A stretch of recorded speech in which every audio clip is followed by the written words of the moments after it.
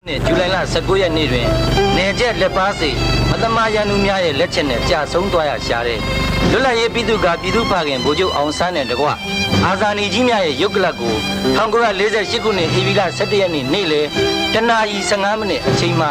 အာဇာနည်ဗိမာန်သို့ပို့ဆောင်တင်ယူဖို့အတွက်ထွက်ခွာလာကြပါလေ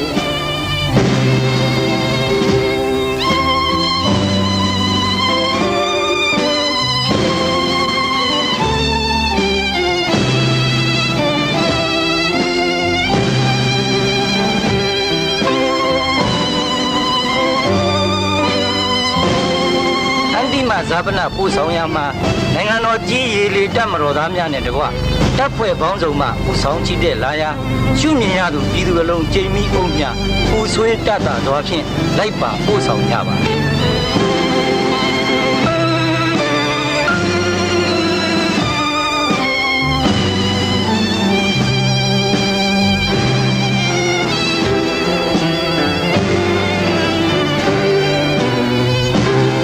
ဇာပနာတွင်ရင်များပေါ်မှာတင်ဆောင်လာတဲ့အာဇာနည်ကြီးများရဲ့ရုပ်ကလပ်ကိုပြည်သူလူထုကဝမ်းနဲ့ကြေကွဲစွာအလေးပြုကြပါတယ်။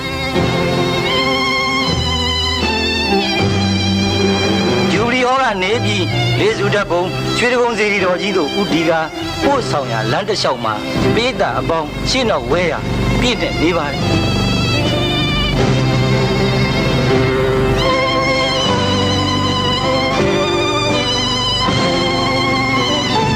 transport လမ်းတစ်ခွင်မှာလဲလိုက်ပါပို့ဆောင်သူများရောနောက်ဆုံးမျှော်ရှုအလေးပြုကြသူအပေါင်းတို့ကိုပါကြေကွဲဝယ်ရတွေ့မြင်ရပါတယ်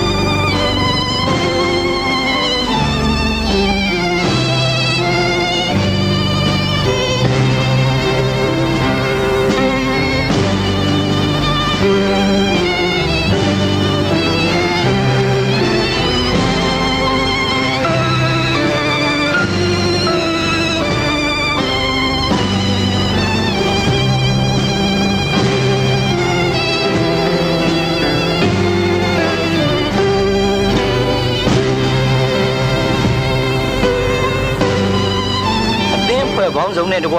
နိုင်ငံများတန်တမာများစစ်ဘက်အရာရှိကြီးများပါလိုက်ပါပို့ဆောင်ကြပါတယ်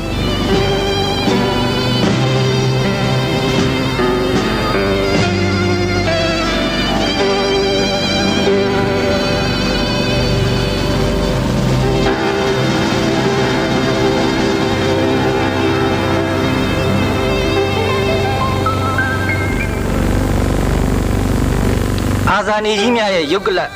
မြုပ်နှံမှုအတွက်1948ခုနှစ်မတ်လ29ရက်နေ့မှစတင်အုတ်မြစ်ချတိဆောက်ခဲ့ရတဲ့အာဇာနည်ဗိမာန်ကိုလည်းအသင့်ပြင်ဆင်ထားပါတယ်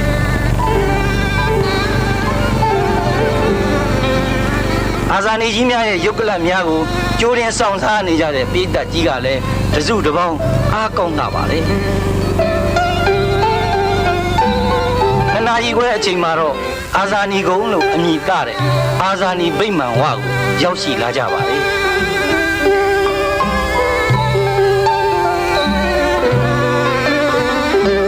အာဇာနည်ကောင်းဆောင်ကြီးများရဲ့ရုပ်ကလပ်များကိုအလဲဘိုးမှာဗိုလ်ချုပ်အောင်ဆန်းလက်ရဘက်မှာသခင်မြဥပဝင်းမိုင်းဘွန်စောဝါကြီးနဲ့ဦးအောင်မောင်လက်ဝဲဘက်မှာဥပချိုးမန်းပါခိုင်မစ္စတာရာဇတ်နဲ့ရဲဘော်ထွေးတို့ရဲ့ရုပ်ကလပ်များကိုသက်ဆိုင်ရာအုပ်ကူအသီးသီးမှာထားရှိပါတယ်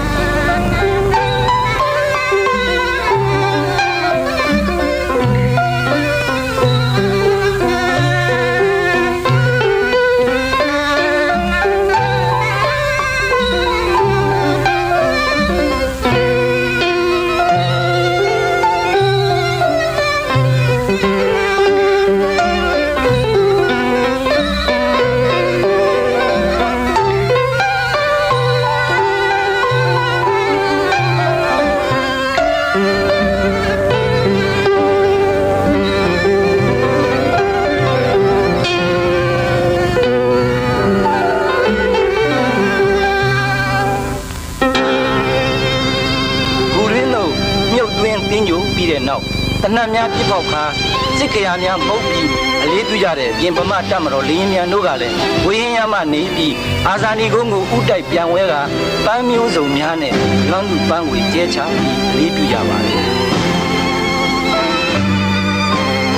သမရကြီး ရဲ့ကိုစားအတွင်းဝင်ဥရွှေဘောနဲ့နိုင်ငံခြားတန်တမန်များကလည်းလွမ်းသူပန်းခွေများနဲ့အလေးပြုကြပါတယ်